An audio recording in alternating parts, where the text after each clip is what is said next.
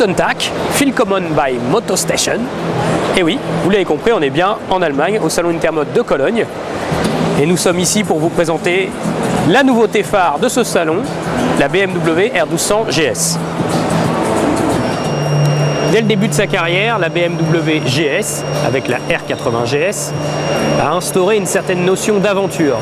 Une moto avec laquelle on va travailler, mais aussi une moto avec laquelle on part en vacances, où on traverse les pistes nord-africaines.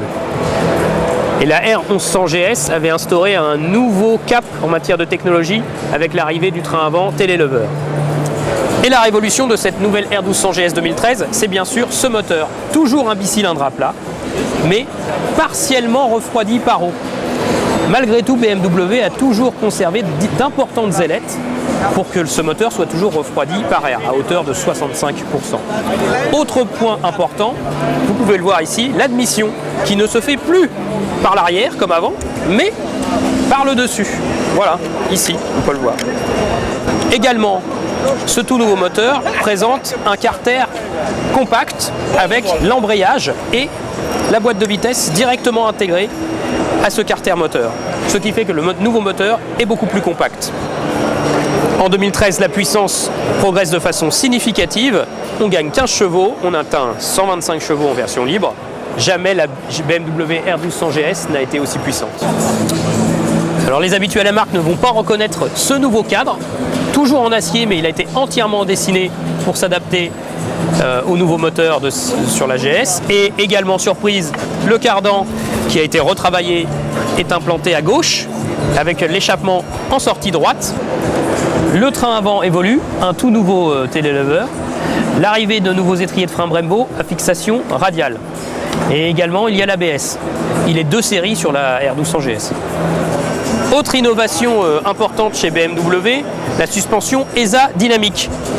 Alors, on connaissait chez BMW la suspension ESA. Cette fois-ci, BMW crée la suspension ESA dynamique, qui est une suspension à assistance électronique et qui s'adapte automatiquement aux difficultés du terrain. Alors depuis quelques millésimes déjà, chez BMW, on a l'habitude de pouvoir régler la hauteur de selle. Mais pour 2013, on pourra faire un peu plus. On pourra aussi régler l'inclinaison et puis aussi un peu la distance entre la selle passager et pilote. Assis à bord, on découvre un tout nouveau tableau de bord, la présence d'une prise 12 volts et puis également le réglage en hauteur de la bulle via une molette. Alors cette molette étant située à droite, normalement on devrait le faire avec la main gauche, sauf qu'en roulant, maintenant il y a aussi le régulateur de vitesse en option. Donc on pourra éventuellement ajuster la bulle avec la main droite. Une chose qui est aussi importante sur la nouvelle BMW GS en général, c'est qu'elle fait un bond en termes d'électronique. L'ABS est de série, il y a l'anti-patinage bien sûr, la nouvelle suspension ESA dynamique et puis 5 modes de conduite en option. Rain, Road, Dynamique, Enduro, Enduro Pro. Et tout cela interagit ensemble. Quand vous agissez sur le mode Rain par exemple, ça agit sur l'ABS et ça agit aussi sur les suspensions.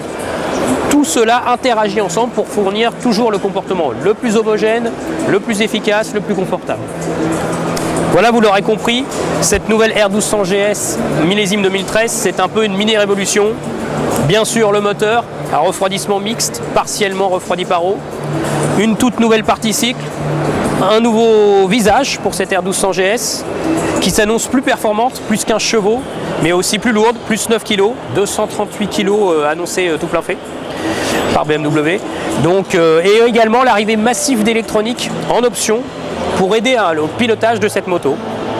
Donc cette moto, on peut imaginer qu'elle sera plus efficace, plus homogène encore, mais aussi elle sera plus facile à conduire pour les non-experts.